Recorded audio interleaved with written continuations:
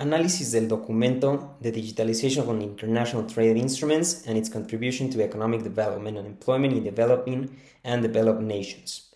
Generalidades. Realmente los objetivos de la armonización y estandarización internacional. ¿Por qué se necesitan reglas comunes?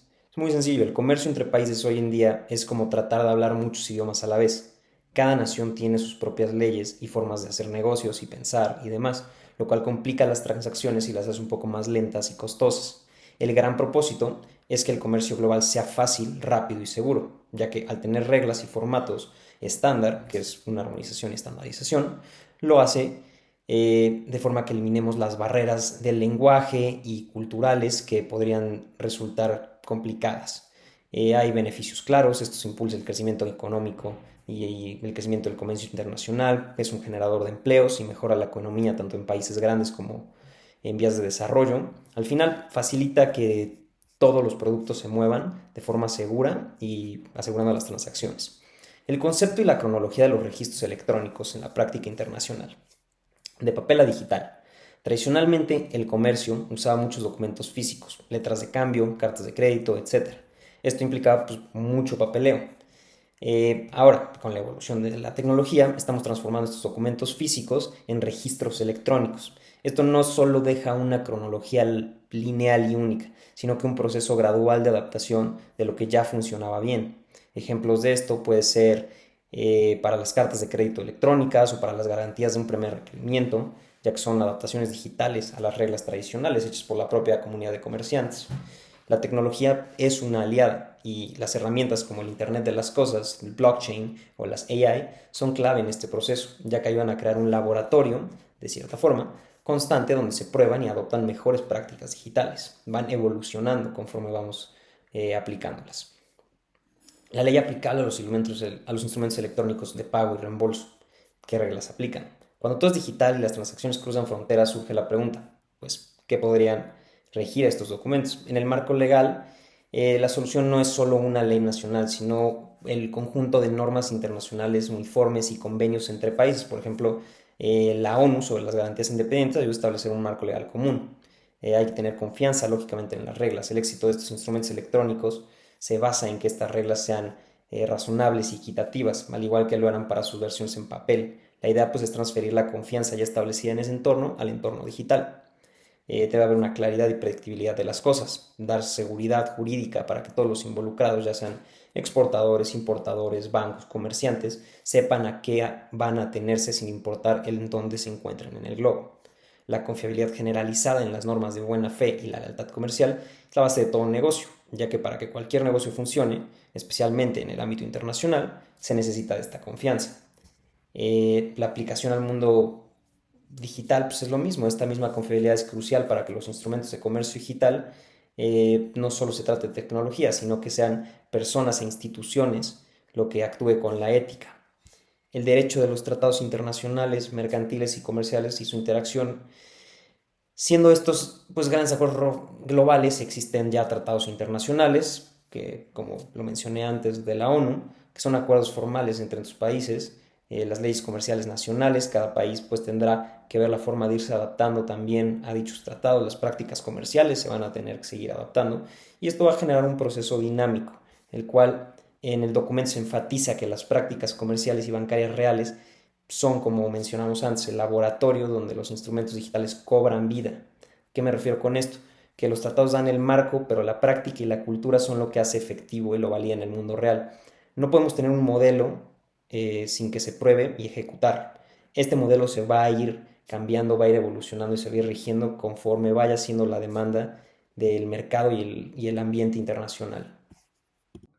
Mi nombre es Abigail Vázquez Muñoz y compartiré con ustedes una reflexión sobre un aspecto fundamental del comercio internacional, la razonabilidad en la interpretación de los contratos comerciales y su vínculo con la regulación de instrumentos clave como la Carta Crédito Internacional, desde el enfoque del profesor Boris Kosolchik en su artículo sobre la digitalización de los instrumentos del comercio internacional. La exposición se centrará en los aportes de la parte 2 del artículo, que examina cómo el principio de razonabilidad se ha convertido en un eje central para interpretar contratos y prácticas comerciales globales. ¿Qué es la razonabilidad en el comercio internacional? Kosolchik destaca que la razonabilidad es el punto de convergencia entre normas jurídicas, usos comerciales y expectativas legítimas de las partes. No es solo un criterio moral, sino una herramienta de interpretación jurídica que permite adaptar los contratos internacionales a la realidad dinámica de los mercados. Un ejemplo de esto son los principios UNIDROIT, que es una de las fuentes más influyentes del derecho contractual internacional. Desde mi punto de vista, la razonabilidad actúa como el idioma común del comercio global. En sistemas jurídicos distintos, permite establecer una lógica compartida basada en el comportamiento esperable de un comerciante profesional y de buena fe. En el derecho comercial de Estados Unidos, lo razonable no se define en abstracto, sino a partir de las expectativas del comerciante promedio. Como cita Kosolchik a Corbin, la ley no intenta cumplir toda expectativa inducida por una promesa, solo las razonables. Esto implica que la razonabilidad surge de lo que una mayoría esperaría en una situación. Desde la perspectiva del common law, en este sistema, los conceptos como las expectativas razonables del acreedor, la oferta razonable o los plazos razonables se determinan según el estándar del ciudadano promedio o del comerciante prudente. Lo interesante es que esta concepción ha servido como puente entre culturas jurídicas. Por ejemplo, la Uniform Commercial Code exige a los comerciantes actuar con cuidado razonable y permite a las partes exigir garantías adecuadas cuando haya motivos razonables de incumplimiento. Otra idea central es el modelo del buen comerciante o el bonus bir, especialmente presente en el derecho europeo. Kosorczyk cita el Código de Comercio alemán de 1897, que obliga a actuar con el cuidado de un comerciante ordinario y prudente. Este estándar no se queda en lo abstracto, se alimenta de prácticas reales de lo que efectivamente hacen los comerciantes en sectores específicos. Así, la razonabilidad se vuelve objetiva, porque se basa en estándares empíricos, manuales de práctica bancaria, códigos sectoriales o guías. En lo personal, considero que esta visión ayuda a resolver una tensión constante del derecho entre la certeza jurídica y la flexibilidad. La figura del comerciante respetado brinda una brújula ética y técnica al mismo tiempo. El comportamiento arquetípico o modelos de un comerciante respetado como indicador de la razonabilidad mercantil. A lo largo del artículo, el autor busca construir un significado objetivo y normativo de la razonabilidad y lo vincula con principios de cooperación social. Retoma incluso a E.O. Wilson para explicar cómo los grupos comerciales con prácticas altruistas y razonables tienden a prosperar más que los mercados de competencia egoísta. Esta visión apunta a que la razonabilidad no solo tiene base legal, sino también socioeconómica y ética. Significado objetivo de la razonabilidad en el derecho comercial contractual. Se entiende como un estándar objetivo que guía la interpretación y ejecución de contratos más allá de lo que las partes hayan pactado expresamente. Se basa en lo que una persona prudente en una posición similar haría en circunstancias comparables. Este estándar promueve prácticas comerciales éticas, previsibles y cooperativas. En contextos transnacionales, permite superar diferencias legales al establecer un lenguaje común basado en expectativas racionales y justas. El autor destaca que esta visión normativa de la razonabilidad contribuye a crear un entorno contractual más equitativo, más eficiente y alineado con la buena fe y la equidad comercial. La segunda gran línea de análisis es la importancia de regular la Carta de Crédito Internacional con base en prácticas consuetudinarias y principios de razonabilidad. El autor destaca que desde 1993 más de 175 asociaciones bancarias adoptaron la UCP 500 y posteriormente la UCP 600, que establecen estándares para evaluar documentos con cuidado razonable, especialmente en transacciones bancarias entre corresponsales. La digitalización de estos instrumentos exige aún más claridad en los estándares de razonabilidad. Un banco corresponsal debe ponerse en lugar del otro y prever cómo revisaría los documentos si fuera el banco emisor. Esto exige no solo legalidad, sino empatía profesional y rigor técnico. Para mí, este es un excelente ejemplo de cómo la razonabilidad se traduce en eficiencia operativa, ética profesional y confianza transaccional. Digitalización de instrumentos comerciales y su impacto en América del Norte. Considero que esta transacción hacia la digitalización representa una oportunidad estratégica para México. La falta de armonización legal no solo limita nuestra participación en cadenas de valor más eficientes, sino que también deja en desventaja a nuestras empresas frente a socios comerciales como Estados Unidos o Canadá. Modernizar el derecho mercantil mexicano permitirá no solo agilizar operaciones, sino también brindar mayor seguridad jurídica a las transacciones digitales. La firma electrónica y la validez de los documentos digitales deben dejar de ser una excepción y convertirse en la regla si aspiramos a un comercio regional más integrado y competitivo. La razonabilidad no es solo un criterio interpretativo, sino una condición estructural del comercio internacional moderno. Como abogada y funcionaria pública, me parece fundamental impulsar la modernización del derecho mercantil mexicano para que responda a estas nuevas dinámicas. La razonabilidad, más que un concepto jurídico, se convierte en una brújula ética y práctica para enfrentar los retos del comercio global. La digitalización de los instrumentos comerciales no es solo una cuestión de eficiencia, sino de justicia comercial, inclusión económica y competitividad regional. Durán, soy parte del equipo 11. Estamos en la entrega final de nuestra materia de tratados comerciales y en mi sección me tocó la reflexión sobre la conveniencia y factibilidad de digitalizar instrumentos comerciales internacionales y su impacto en América del Norte y el derecho mercantil mexicano. Bueno, pues la digitalización consolidada de los instrumentos comerciales es conveniente y es factible porque es esta revolución, crecimiento tecnológico, nos adaptamos a los estándares internacionales en la materia porque resuelve problemas estructurales de confianza, eficiencia.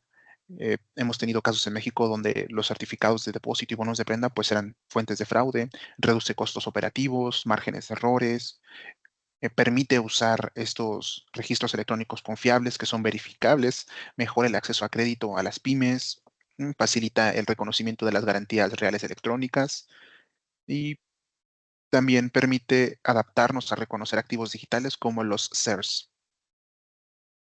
Bueno, su impacto en América del Norte y México nos permite esta interoperabilidad comercial porque nosotros debemos de reconocer, y como lo hemos visto en clases anteriores, que esta relación con Estados Unidos del Telecán fue una etapa de modernidad, ya que cuando nos abrimos al mercado, principalmente con nuestros socios comerciales norteamericanos, tuvimos esta modernidad en las fábricas, en los derechos laborales, en el crecimiento de las instituciones, en la modernización de todo un sistema que estaba muy atrasado, que nos tenía que convertir en un socio comercial confiable, que no nos vieran únicamente como una república bananera, por así decirlo, sino que vieran un socio comercial capaz de adaptarse, capaz de brindarles transparencia y actualmente aún existen algunos puntos, y creo que, bueno, son bastantes que tenemos que modernizarnos. Por ejemplo, en el caso de las aduanas, no sé qué tan moderno sea que nos vean que todos nuestros agentes aduanales son familiares, que es un negocio familiar. Tuve la oportunidad de laborar en agente aduanal en GOMSA. Ellos tienen en Veracruz, fue su principal patente, que es la más fuerte. Pero resulta una mafia prácticamente porque podíamos operar con la patente que quisiéramos en todo el país. Bueno, tenían como 4 patentes y de respaldo. Todas eran de primos, amigos, familiares, tíos, sobrinos. Era pura familia. Y lo mismo sucede con las demás. Los demás también son familiares, por la gran mayoría. Y entonces, cuando nosotros queríamos hacer una operación de exportación por alguna aduana de la frontera norte, no había problema. Pero cuando era del sector automotriz, ahí sí nos frenaron otros agentes aduanales porque decían, no, es que tú no puedes operar nada automotriz porque ese es mi mercado. Y ya llegábamos a un punto de violencia. Ya hubo amenazas, no llegaron a nada crítico, pero sí estaba amafiado, sí existe esa parte que necesitamos transparentar para brindar esa garantía de que somos un socio comercial confiable. Debemos de fortalecer el Estado de Derecho mercantil en México, que se fomente claridad, reglas que den este control y seguridad al comercio transnacional y que podamos eliminar esta inseguridad jurídica, ¿no? Derivado de los documentos obsoletos o inclusive contradictorios. De estos documentos que tenemos que deben fortalecerse son los recibos de almacén digitales unificados. La propuesta de NotLaw es unificar un documento en lugar del sistema dual que tenemos de certificado de depósito y bono de prenda, porque nos permite atender esta responsabilidad sobre la certeza y la automatización. También las garantías electrónicas independientes deben ser impulsadas como las Standby Letters of Credit, que admiten medios probatorios digitales y resuelven disputas a través de mecanismos digitales como el Online Dispute Resolution y mantener registros electrónicos de garantías mobiliarias como el RUC.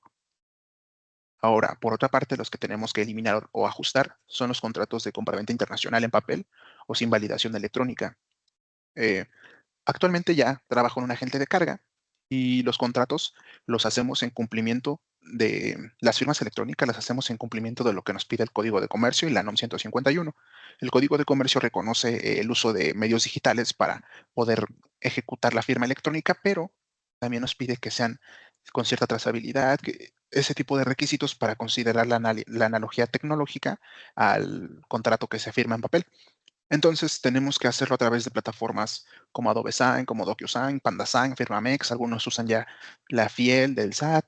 Hay diferentes plataformas, pero que cumplan estos requisitos y no nada más te peguen ahí una firma y ya.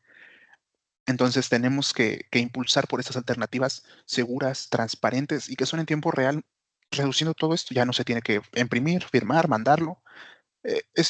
Hasta para guardarlo. Es un paso hacia la modernidad. También tenemos cuestiones un poco obsoletas de estos sistemas de strict compliance, que a veces por el apegarnos directamente a solo la norma de compliance, no permite esta apertura. Es como esa flexibilidad que es necesaria en los negocios, ¿no? En favor de la buena fe y de las prácticas razonables. ¿Cómo impacta la incorporación de estas prácticas que modernizan el sistema al sistema mexicano? Bueno, cuando México ratifica sus tratados, las normas desplazan o los tratados internacionales adquieren este mismo carácter de la norma suprema y entonces permite que se considere su validez con ese mismo valor. Se introduce el principio de buena fe objetiva internacional, lo cual influye directamente en la interpretación y ejecución de contratos nacionales e internacionales. Esto se traduce en que sí nos presenta un gran reto al legislador, a la judicatura mexicana, porque tenemos que avanzar en esta adaptación de sistemas tradicionales, en el documento, en la firma, el registro. Todo esto tiene que migrar hacia un entorno digital. Por todo lo anteriormente mencionado, pero sí lo veo con optimismo porque es necesario. Es necesario para que los demás países y el mundo vea a México como un socio comercial moderno con la infraestructura tecnológica suficiente para hacerle frente a este tipo de modernizaciones. En el caso de Colombia, bueno, actualmente trabajo en el agente de carga y tenemos en Colombia que sus estructuras societarias y actualización de documentos corporativos es mucho más rápido, porque todo se hace en línea. No requieren de esta formalidad que tenemos que hacerlo todo a través de un notario y el registro. Y ahora, bueno, en México ya tenemos un registro electrónico y hemos ido avanzando en la celebración de asambleas electrónicas, pero aún nos falta más, aún nos falta porque el avance tecnológico es demasiado y nosotros tenemos que estar a la par de todo ello. Ahora viene el tema de la inteligencia artificial y también tenemos que avanzar, no podemos rezagarnos en este avance tecnológico que, que no se ha frenado en los últimos años, pero sí me preocupa la situación actual del país y particularmente en el sistema de impartición de justicia, lo que nos ha sucedido con los jueces y magistrados y ministros que tenemos es un golpe durísimo a la certeza jurídica que nos daban antes. Si bien nuestro sistema no era perfecto, si bien nuestro sistema tenía sus fallas y tenía sus corrupciones que parece algo natural, desgraciadamente, la nueva propuesta no es una mejora, es un retroceso y lo veo con, sí, lo veo con tristeza, que actualmente puedo decir, sin temor a equivocarme, que cualquiera de los que estamos en la clase, cualquiera de los abogados que estamos en la clase tenemos mayores calificaciones y mejor capacidad que el ministro presidente de la Suprema Corte de Justicia de la Nación. Nunca hubiera imaginado que pudiera hacer esa aseveración, pero hoy en día el desafortunado resultado de las elecciones y las condiciones políticas que aquejan a nuestro país nos mantienen en esta condición tan triste que necesitamos reformar, necesitamos avanzar y es importante empujar esta idea de modernizar. No creo que la comparte tanto el gobierno federal ni las cámaras de legisladores y ahora eh, nuestro sistema judicial tampoco no lo veo. Yo creo que prefieren retroceder que esta modernización, pero bueno, esperemos que esté equivocado. Deseo estar equivocado y que estemos a la altura para mantenernos en ese crecimiento constante y en esta modernización y que nos sigan viendo como un país relevante, como un país confiable y que nuestras prácticas, tanto éticas, comerciales, registrales, documentales, son modernas y están a la altura para seguir siendo parte de un comercio global. Muchas gracias.